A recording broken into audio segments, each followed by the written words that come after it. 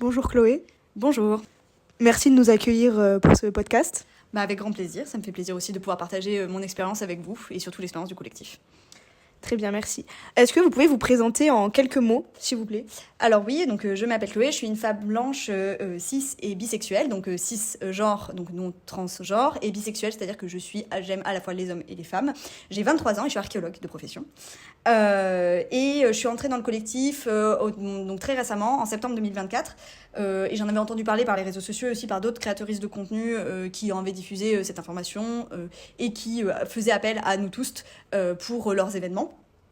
Et ça m'a permis, très concrètement, en fait, je voulais passer à l'action. Ça faisait très longtemps que j'avais envie de passer à l'action face au constat d'inaction, littéralement politique, face aux violences de genre, donc aux violences sexistes et sexuelles, mais bien au-delà, en fait, aux violences systémiques liées au patriarcat.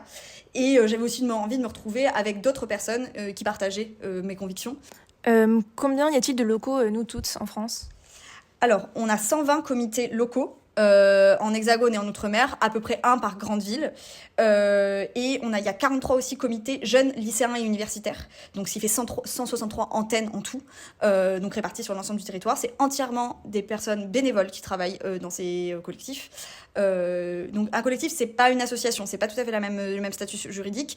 Une association a un statut juridique clair, donc réglé par la loi de 1901. Le collectif, c'est quelque chose de plus informel, ce qui nous permet de continuer à avoir une organisation très transversale et très universelle, en fait, grâce à cette absence de cadre légal. D'ailleurs, si jamais vous voulez avoir la liste des comités locaux, il est disponible sur le site de Nous Toutes National. Donc vous tapez Nous Toutes sur une barre de recherche et vous trouverez tout de suite la carte des différents comités si vous voulez savoir, par exemple, s'il y en a un dans votre ville ou à proximité. Est-ce que tu peux nous décrire les différents programmes ou les services que vous proposez, que vous menez ? Alors, Nous Toutes est un collectif militant avant tout. Donc l'objectif, c'est d'interpeller les pouvoirs publics et la population face à la question des violences sexistes et violences sexistes et sexuelles et des violences de genre. Donc on a vraiment, c'est un cadre d'action qui est dicté au départ par le Nous Toutes national, et puis chaque antenne, comité locaux dont on a parlé, fait un peu ce qu'il souhaite en réalité à partir de cette directive globale. Et on a du coup plein d'actions différentes dont je pense qu'on va en parler un peu plus tard, mais surtout on n'a pas de rôle, ce qui peut être un peu étonnant, mais on n'a pas le rôle d'accompagnement des victimes. On a vraiment un rôle d'information et de redirection. C'est notre principal cheval de bataille, et on a des associations partenaires en fait qui nous permettent derrière de faire prendre soin des victimes et de les rediriger vers ce qui nous semble plus adéquat, même si évidemment entre nous on a des moments de, on va dire, de care, ce qu'on appelle donc c'est-à-dire de soins entre nous, pour pouvoir continuer à militer, être dans un bien-être militant global, ce qui est très très important dans notre charte aussi, de permettre à chacun et chacune de s'engager avec ses possibilités et surtout de manière à ce que ça ne l'impacte pas négativement dans sa vie. Il ne faut pas que le militantisme ait un impact négatif, c'est vraiment tout l'inverse de ce qu'on cherche. Comment êtes-vous financé ? Avez-vous de l'aide de différents collectifs ou de subventions ? Alors, de par le fait qu'on est un collectif, on n'a pas de statut juridique, comme je le disais tout à l'heure, donc on ne peut pas avoir de compte en banque à notre nom.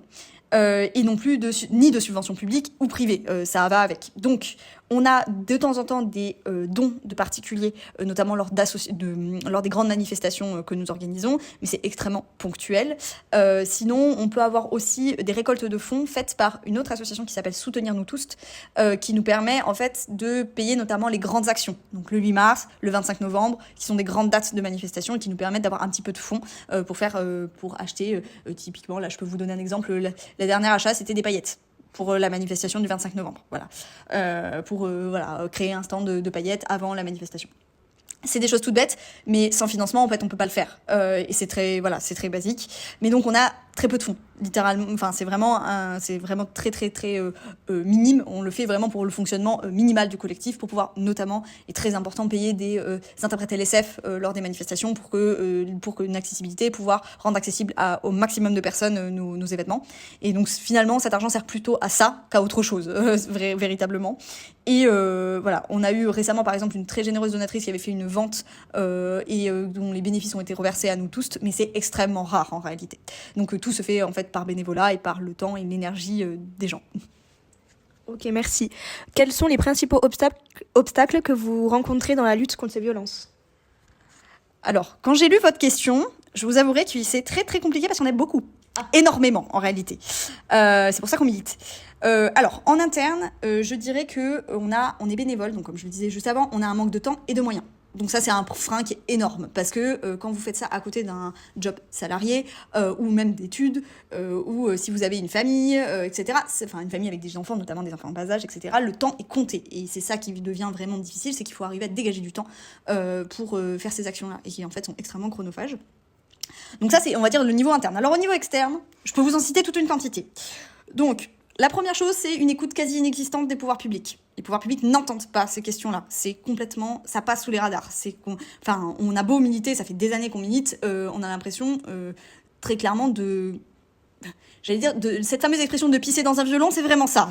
On ne fait ça pour rien. Genre, c'est vraiment très compliqué. Bon, on a un manque de financement qui est évident. Comme la plupart des structures en fait qui militent dans ces questions-là, on a vraiment un manque de moyens. Par exemple, la Fondation des femmes a chiffré qu'on aurait besoin de 2 milliards de budget pour pouvoir sortir pour régler une grande partie des problèmes systémiques de violence de genre et de violence sexuelle.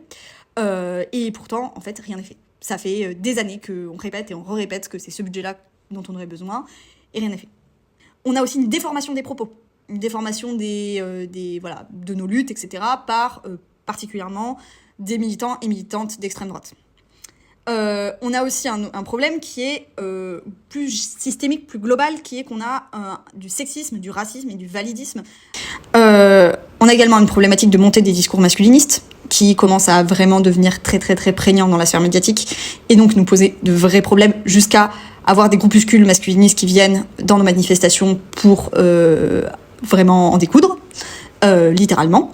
Donc ça devient même dangereux pour nos personnes. Donc c'est vraiment très compliqué. Et le dernier point que j'ai noté, et voilà, alors cette liste est courte, hein, on pourrait en faire d'autres, mais c'est la stigmatisation. On est beaucoup traité de wokisme, de hystérique, de fémène, etc. Alors ce qui n'est pas une insulte, hein, de féministes de merde aussi, beaucoup entendu. Voilà, de choses qui sont, on décrédibilise les discours en nous stigmatisant, en disant que de toute façon c'est notre faute, c'est nous qui sommes complètement en dehors hors sol, que on devrait changer nos discours, changer les façons de faire, que juste on n'a rien compris. En fait, c'est vraiment infantilisant presque. C'est non mais de toute façon celles-là elles ont toujours dit ça, donc ne les écoutez pas. C'est très problématique pour nous parce qu'en fait tout notre but c'est qu'on soit écouté et entendu. Y a-t-il des domaines où vous estimez qu'il y a encore un manque de ressources ou d'action dans la lutte contre ces violences, Si oui, lesquelles? Alors oui, globalement on a quand même un gros souci de manque de moyens. On a un manque de ressources qui est clair presque partout en fait. Alors pour vous donner, on a surtout, je vais donner quelques chiffres là. Je vais rentrer dans quelques chiffres qui peuvent être un peu parlants et un peu violents. Donc si certaines personnes sont touchées par ces questions-là, passez ce passage. Donc il y a un manque de moyens lié, donc ce que je vous disais, aux luttes contre les violences de genre et les violences sexistes et sexuelles, notamment dans la sphère familiale, donc les problématiques de féminicide, d'inceste, etc. Donc pour rappel, cette année, il y a eu 122 féminicides. L'année n'est pas finie. Un adulte sur 6 a déjà vécu des violences sexistes et sexuelles dans l'enfance. Un viol ou une tentative de viol ont lieu toutes les 2 minutes 30 en France. Une femme sur 2 a déjà vécu des violences sexistes et sexuelles, notamment des violences sexuelles. Et 91% des victimes connaissent leur agresseur. Les viols dans la rue de nuit, c'est 10%. Même pas. Donc il faut arrêter avec ce mythe. En fait, les gens connaissent les femmes notamment connaissent leur agresseur. C'est pas du tout, c'est quelque chose de très courant. Et j'ai aussi en tête le fait pour les enfants, on sait que un enfant sur 6, du coup puisqu'on a dit un adulte sur 6, mais du coup un enfant sur 6 est victime de violences sexuelles au cadre intrafamilial, ce qui fait donc en moyenne 6 à 7 enfants par classe qui est victime. Ça vous donne une idée. On a donc, lié à ça, un manque cruel d'éducation à la vie affective et relationnelle et sexuelle. Les débats récents montrent à quel point c'est très compliqué.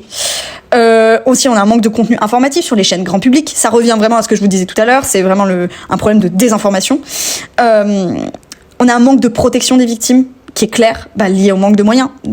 Ça vraiment, tout ça a évidemment lié. Manque d'information, manque de moyens, et finalement manque de protection et violence. C'est un cercle en fait, c'est un cercle vicieux. On a aussi un très grand manque de justice, de réparation. Seulement 1% des affaires qui sont donc portés à la justice liés aux violences sexuelles aboutissent à une condamnation. 1%.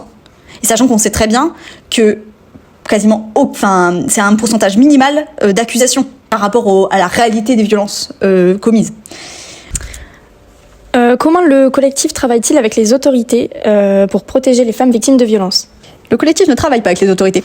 Ne travaille jamais avec les autorités, mis à part pour les manifestations, vraiment juste pour être dans le cadre légal. Mais sinon, on a vraiment le but, c'est d'interpeller les pouvoirs publics et notamment parce qu'il y a énormément de scandales dans le milieu policier et judiciaire, ce qui fait qu'on a pour but plutôt de sensibiliser, de diffuser et d'informer.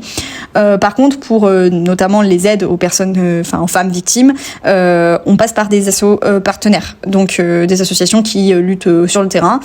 J'ai par exemple la CIDIF 31, donc pour Toulouse, la PIAF, AELDA, qui sont pour les lesbiennes réfugiées, etc. Donc il y a plusieurs associations en fait avec qui on travaille en permanence pour aider les personnes qui viendraient toquer à notre porte et pour ne pas les laisser sans aide. D'ailleurs, vous retrouvez les numéros utiles pour les femmes victimes de violences, c'est d'ailleurs le 3919. Qui sont sur la page de Nous Toutes nationale, et nous avons aussi au sein de Nous Tous 31 un carnet d'adresses. Donc s'il y a un jour, si vous êtes victime ou vous avez une problématique liée à quelqu'un dans votre entourage qui est victime, vous pouvez aussi vous adresser à nous pour qu'on vous redirige si vous ne savez pas où aller. Comment peut-on s'impliquer concrètement auprès de votre collectif pour soutenir votre travail ?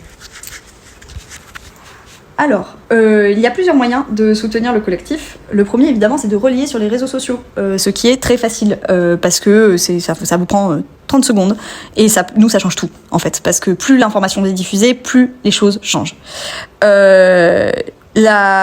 Autre chose qui peut être possible, c'est, alors on reste dans la diffusion, parlez à vos collègues, à vos amis, à vos proches de cette question-là. Les fêtes sont en train d'arriver, vous avez tout le temps de discuter ça en repas de famille, ça va être joyeux. Vous pouvez également faire les formations de Nous Toutes en ligne qui ont lieu tous les mois, donc sur ces questions-là, et qui vont vraiment en profondeur, donc qui vont beaucoup plus loin sur les chiffres que je vous ai donnés, sur toutes ces questions-là. Donc formez-vous, informez-vous. Si c'est possible, vous pouvez aussi faire des dons. Du coup, à Nous Tous, ce qui nous permet, nous, après, d'organiser des actions, etc. Et vous pouvez aussi, et dernière chose, vous impliquer en tant que bénévole. Pensez-vous que les gens sont suffisamment informés sur les violences faites aux femmes, ou reste-t-il encore un grand travail à effectuer auprès de la population ? Alors je pense que j'ai déjà pas mal répondu à cette question-là, mais oui, le but de collectif, c'est l'information. Donc si on n'y a plus besoin d'informer, on n'existe plus en réalité, tant mieux. Ça veut dire que tout le monde serait informé, mais ce n'est pas le cas.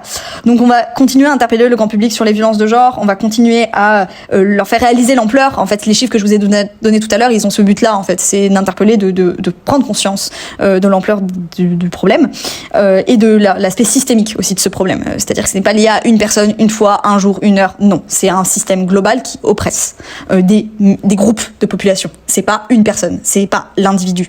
Et c'est pour ça qu'on s'adresse d'ailleurs aux groupes et aux collectifs.